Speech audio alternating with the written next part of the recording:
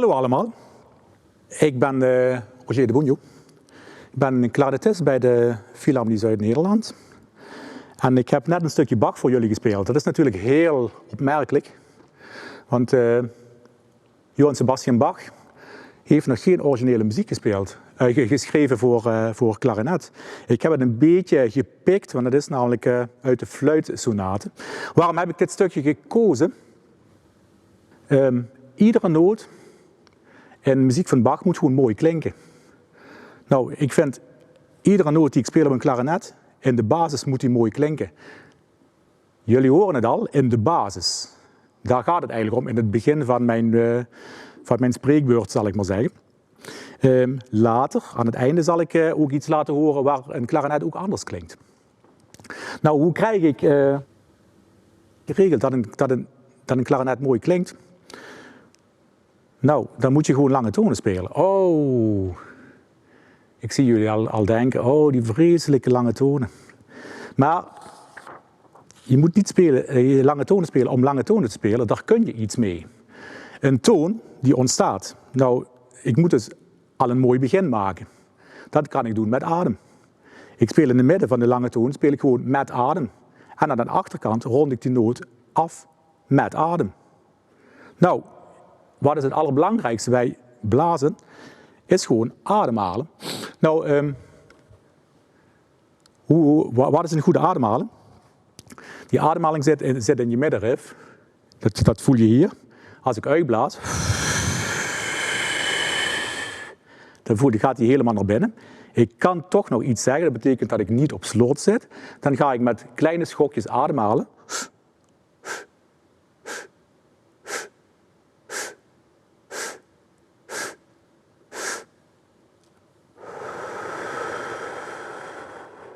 En dan voel ik waar mijn adem zit.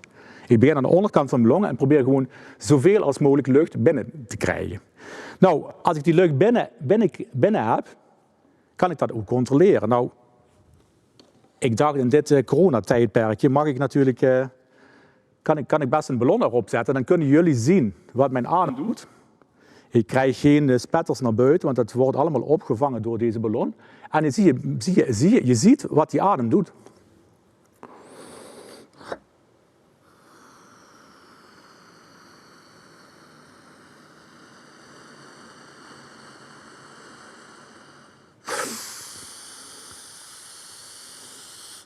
Als je dat een paar keer doet, dan voel je iets gebeuren in je middenrif. Dan zit je op het goede plekje. Bovendien, je bent heel bewust met je ademhaling bezig. Dat helpt ook als je een beetje nerveus bent. Dat was ik natuurlijk ook voor dit. Want normaal hadden we een masterclass gegeven, had ik jullie als deelnemers gehad, als aangevers, en ik ga reageren. Dit heb ik nu niet. Dat is voor mij een nieuw onderdeeltje van een masterclass geven. En alles wat nieuw is, dat is spannend. Nou, als ik iets spannend vind, dan ga ik letten op mijn adem. Dan doe ik een oefening, dat heb ik net in de auto gedaan. En ik doe nou even met mijn ballon, dat heb ik net gedaan bij het inspelen. En dan word ik rustig. Dus als jullie een moeilijk stukje moeten spelen, een havenexamen of iets anders, let op je adem. Haal een paar keer rustig adem. Wees bewust hoe je dat doet. En dit gaat dan weg. Nou, die lange tonen. Ik speel ze zo.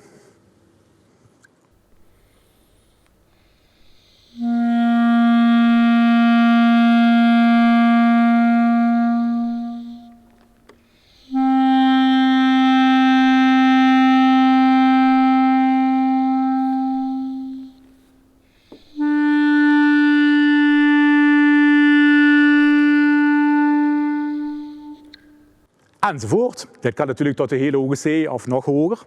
Ik begin op adem, dus ik laat de tong helemaal weg. Dan weet ik precies van, zoals ik die ballon heb volgeblazen, die adem gaat het instrument in met een snelle luchtstroom naar de beker. Dat spreekt die noot aan. Dan blaas ik gewoon door. Ik probeer zo constant mogelijk die klank te houden. En aan de achterkant, daar zit een emmetje. Daar zit een dam, niet een taat met de tong of iets anders, maar een heel mooi afgeronde noot. Dat is de basis van klassiek klarinetspelen. Nou, die tong, die moet ik ook opwarmen als ik begin. Nou, dat kan aan de hand van deze oefening.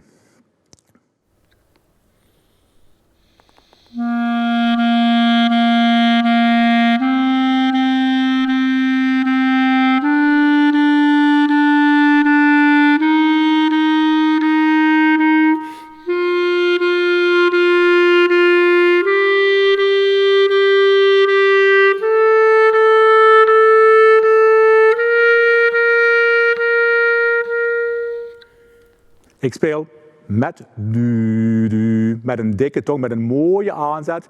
Adem is als een lange toon, die gaat gewoon en dan krijg je. Belangrijk vind ik ook nog dat je niet alleen maar nu met tong en met adem bezig bent, maar dit heeft ook tempo. Als we samen spelen in een orkest of in een ensemble, betekent gewoon dat we allemaal hetzelfde tempo moeten houden. Dit moet ook getraind worden. Nou, wees ervan bewust dat gewoon deze hele opbouw gelijk is in tempo. Ik kan verder ook nog hier met dit soort oefeningen het ritme variëren. Dan ga ik gewoon bijvoorbeeld met fantasie dit doen.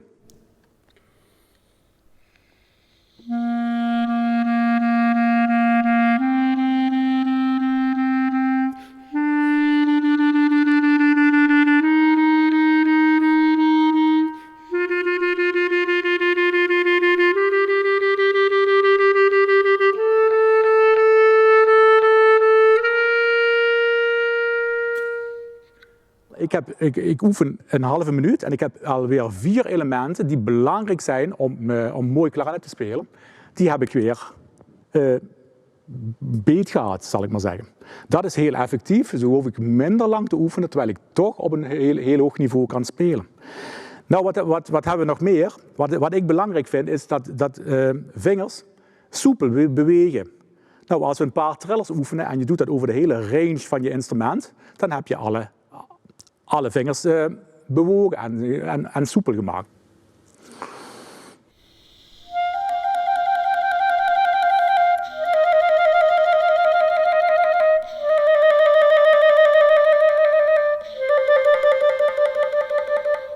Pas altijd op bij trillers. Er zijn makkelijke vingers die makkelijk bewegen en er zijn vingers die een beetje stijver zijn. Zorg ervoor dat die trillers niet allemaal super snel zijn, want de stijve vingers gaan niet mee in dit tempo. Dan heb je een probleem, dan heb je iets wat niet egaal is. En dat is een volgende element waar ik het even over wil hebben. Een klarinet is van nature niet egaal in klank. Er zijn noten bij die zijn stoffig, die klinken slecht. Er zijn noten bij die zijn scherp, bijvoorbeeld een vies 2, die is altijd heel hard van klank. We hebben natuurlijk onze beroemde bass, die altijd een beetje duf klinkt. Nou, als je speelt, wees ervan bewust dat je deze zwakke of deze sterke noten hebt en probeer egaal te spelen. Nou, de grote test hierbij is, speel een toonader. Luister naar die toonader en zorg ervoor dat deze egaal klinkt. Verder, het is niet simpel een toonader. Ik blijf hangen op de hoogste noot en dan ga ik weer terug naar mijn eerste oefening. Deze hoogste noot maak ik lang en dan zorg ik weer dat ik een mooi emmetje krijg aan de achterkant van deze lange toon. En dan heb ik weer mijn eerste oefening weer herhaald.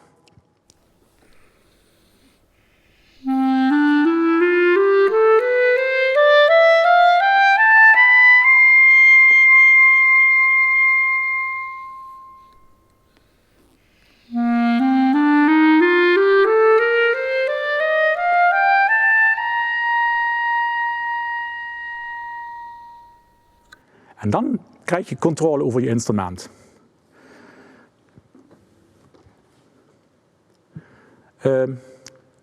Wie van jullie kent het programma Notenschieten? Radio 4? Nee, luister. Ja, een hele mooie zender met alleen maar klassieke muziek. Ik speel een klein stukje. Mijn vraag is, wie heeft dit gecomponeerd?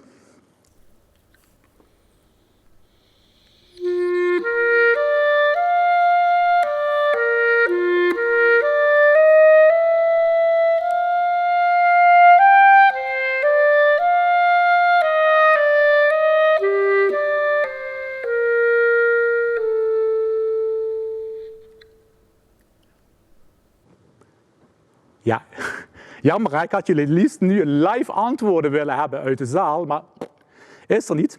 Dit is van Richard Wagner. Waarom heb ik dit gespeeld? Het is gewoon een hele mooie melodie.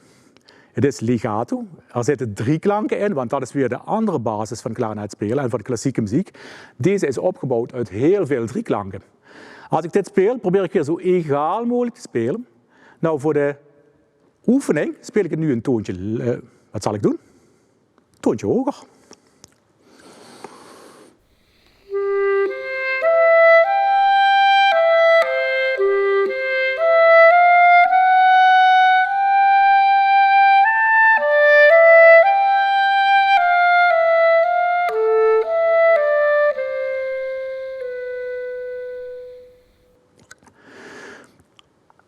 dit is weer een goede oefening. Je komt in een andere toonsoort terecht met andere noten die anders klinken. En dit is goed voor je hersens, je moet nadenken. En wat gebeurt er bij ons in het symfonieorkest? Er zijn heel veel stukken, die staan niet geschreven in Bas, hè, maar die staan geschreven in C. Wat moet ik dan doen? Ik moet een toontje hoger lezen. Nou, dat kan ik net zo goed aan de hand van dit, kan ik dat ook weer trainen, zodat ik weet wat een toon hoger is met de goede voortekens en dan dat het toch even goed klinkt, en zodat ik geen foute noten ga spelen.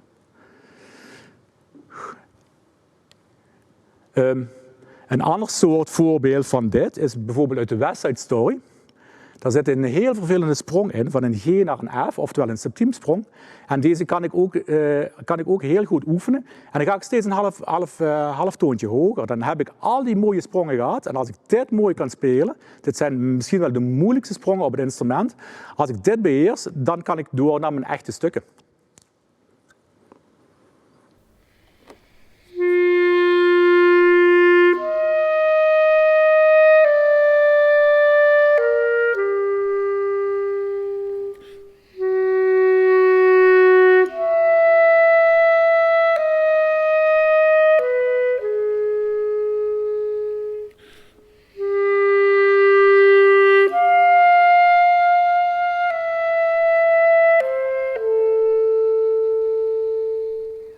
En dat kan natuurlijk helemaal de hoogte in.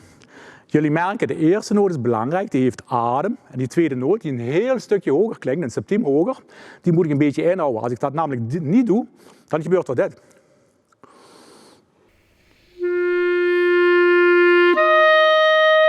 Dan krijg ik dus een veel sterker hoge noot.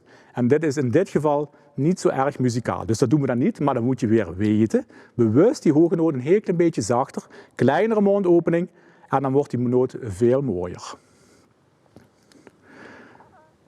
Goed, dit is de basis van klarinetspelen.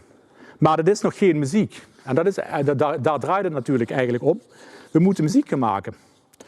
Nou, als jullie live zouden zijn op deze masterclass, dan hadden jullie stukjes voorbereid. Dan zouden jullie nu in mijn plaats hier staan, voor de camera. En dan zou ik ernaast staan, ik zou even luisteren en dan zou ik wat zeggen. Er zijn altijd dingen die zijn goed, daar ga ik vanuit. Iedereen studeert thuis. Maar er zijn altijd dingen die beter kunnen.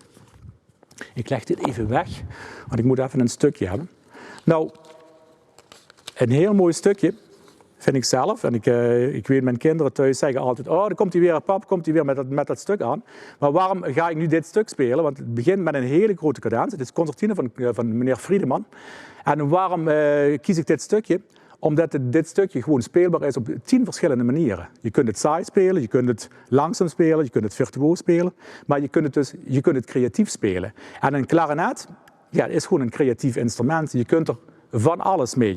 Je kunt het allemaal uitbeelden. Ik zal dadelijk ook nog een stukje laten horen met klarinetmuziek uit een heel andere stijl. Maar dit is een klassieke cadans met fantasie gespeeld.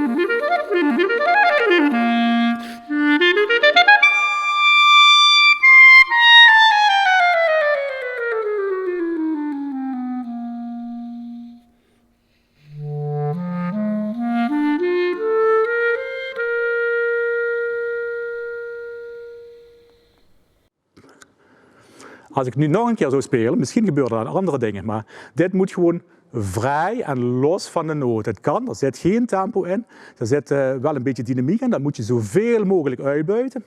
En dan krijg je een heel mooi spannend stukje muziek. Dit is klassieke muziek. Ik heb ook nog wat anders. Een klarinet kun je ook nog gebruiken in de lichte muziek. Ik ga eerst een stukje klezmer doen. Dat kan namelijk ook. En soms bij de Philharmonie Zuid-Nederland worden natuurlijk wel rare stukken gecombineerd. En dan moet je af en toe eens een beetje anders kunnen spelen. Nou, wat is klezmer? Dat is een stijl die gebaseerd is op improvisatie. Ze doen heel veel met versieringsnoten, repeterende noten. En ja, luister maar.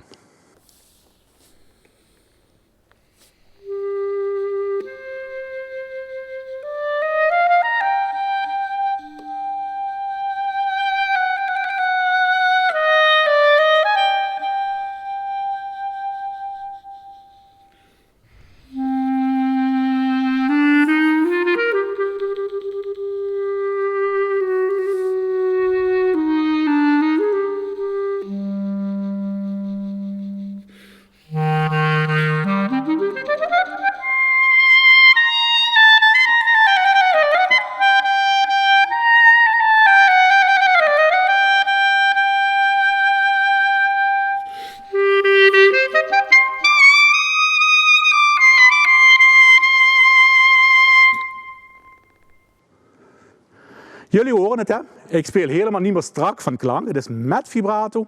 Het is niet meer egaal van klank. Ja, ik ga wisselen met, bijvoorbeeld met een A.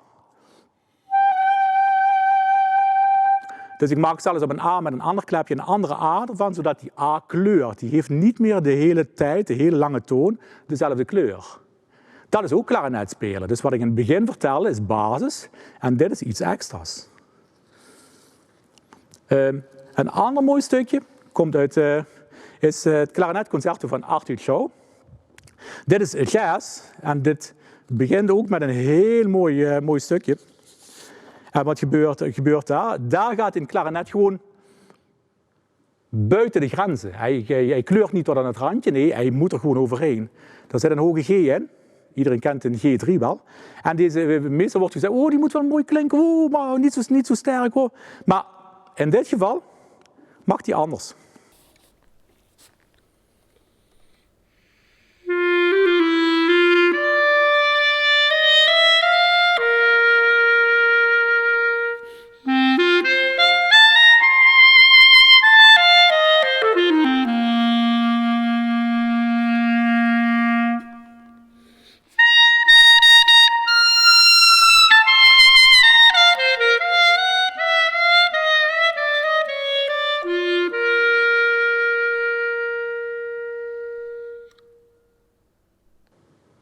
Dit is ook klarinet spelen. Waar komt het op neer? Zorg voor een goede basis. Ga dan creatief om met het notenbeeld dat je voor ogen krijgt. Studeer dit, speel iedere dag. Als je niet veel tijd hebt, speel alleen basis. Als je meer tijd hebt, speel meer en speel mooie stukken. Bedankt, hoi!